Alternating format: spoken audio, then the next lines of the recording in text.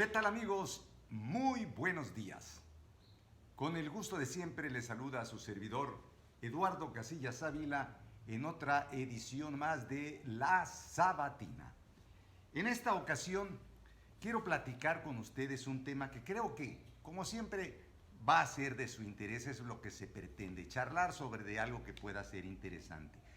¿Qué les parece si nos remitimos a uno de los más grandes filósofos, estadistas, juristas, escritores de la época del movimiento conocido como de la Ilustración?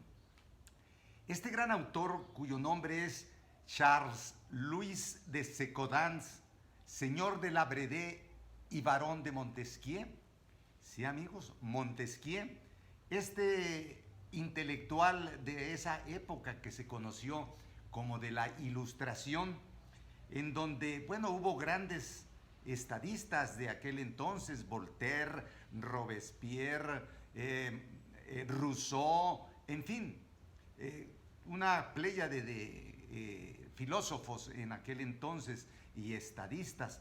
Bueno, pues este gran escritor, este gran jurista de la época del movimiento intelectual y cultural de la Ilustración, cuya obra más importante es el de El espíritu de las leyes.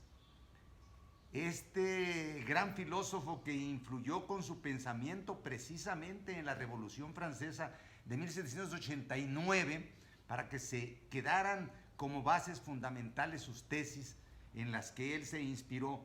Bueno, pues tenemos que habla justamente de lo que es la división de poderes, la división entre los poderes ejecutivo, legislativo y judicial, en esta su gran obra que es El espíritu de las leyes. Pero esto es con la finalidad de que esta división de poderes, delimitar el uso arbitrario del poder y salvaguardar la libertad y los derechos de los ciudadanos. De eso se trata precisamente esta obra, de eso se trata precisamente esta teoría. Y entonces influyó, por supuesto, muchísimo en las primeras constituciones escritas, la norteamericana de 1776, la francesa de 1791, y bueno, pues no podemos dejar de lado, por supuesto, el constitucionalismo moderno y la nuestra de 1917, nuestra constitución de 1917, en donde él en su libro 11 expone en su obra la teoría de la separación de poderes, y estas son las leyes que forman la libertad política. La libertad, que es el derecho a hacer todo lo que las leyes permiten, decía él.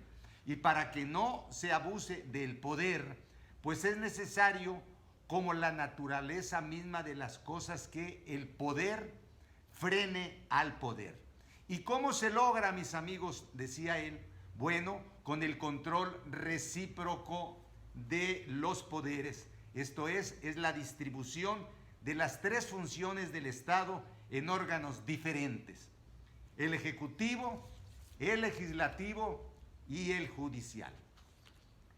Decía yo que en nuestra Constitución pues se encuentra establecida esta división de poderes.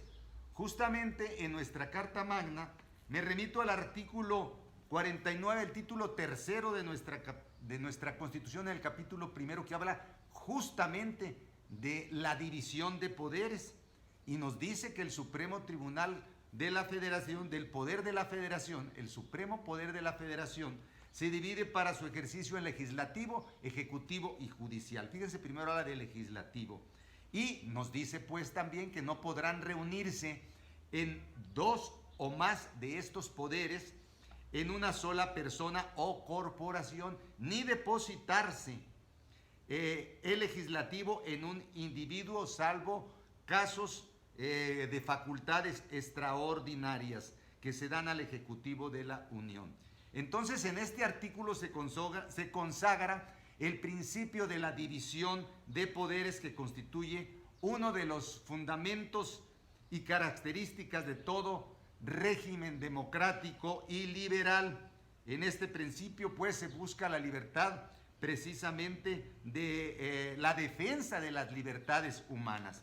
Pero amigos, como siempre lo hago, yo quisiera aterrizar esta teoría tan importante de Montesquieu en la actualidad, ponerla en contexto, y en contexto aquí en Jalisco. ¿Qué les parece si nosotros vemos cómo están aquí? Si bien es cierto que la Constitución y en teoría existen los tres poderes separados y existe una división, en la realidad, pues nosotros podemos comprobar plenamente que un poder es quien gobierna con la aquiescencia y la sumisión de los otros dos poderes. ¿Cuál es ese poder? Bueno, pues ustedes y yo lo sabemos, es el poder ejecutivo. Y para acabarla de amolar, en una sola persona concentrado el ejecutivo, que es precisamente en el titular de esta, que es en la persona del gobernador. El gobernador es quien tiene el manejo de toda la política y todo el poder en el Estado.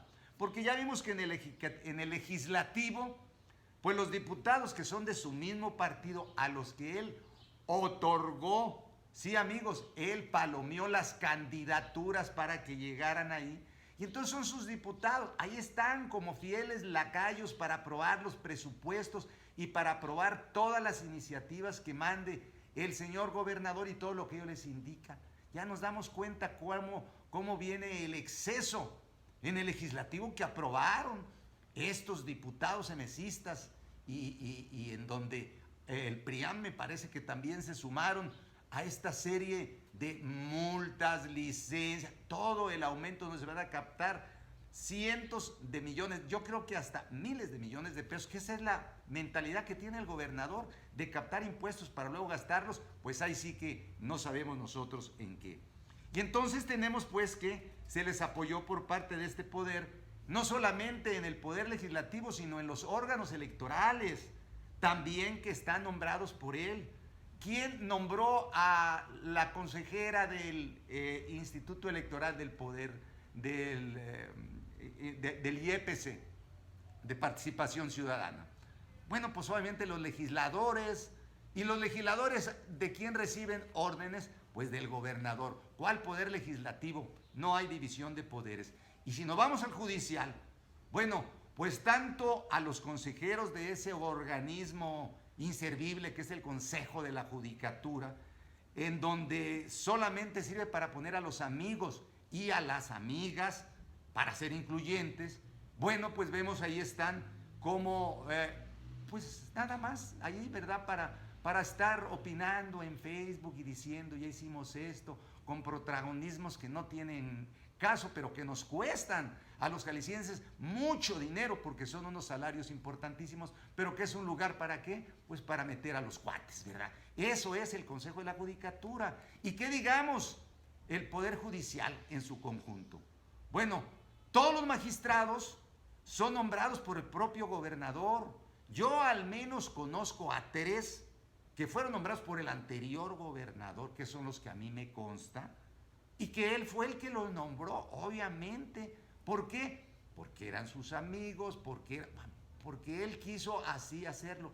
Yo no me meto en otras minucias, pero me queda claro que el gobernador, y no es de ahorita, el anterior igual, y el anterior, y todos los gobernadores han sido los titulares y los que tienen el poder en el Ejecutivo.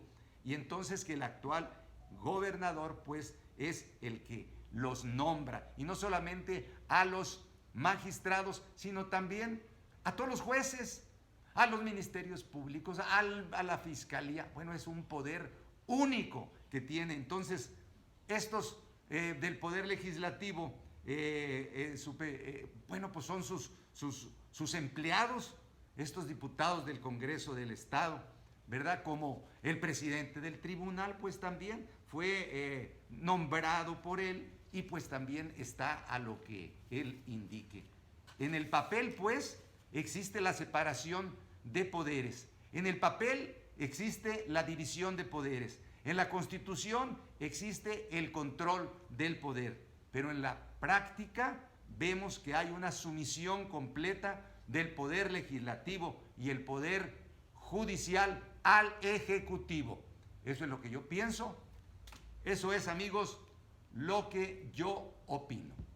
Su opinión, como siempre les digo, muy respetable y muy respetada. La invitación para que la próxima semana, si es que no lo suspendemos por la época navideña, aprovecho para desearles a lo mejor desde este momento una feliz Navidad. Nos veremos próximamente en otra edición más de La Sabatina. Hasta la próxima y mucho éxito.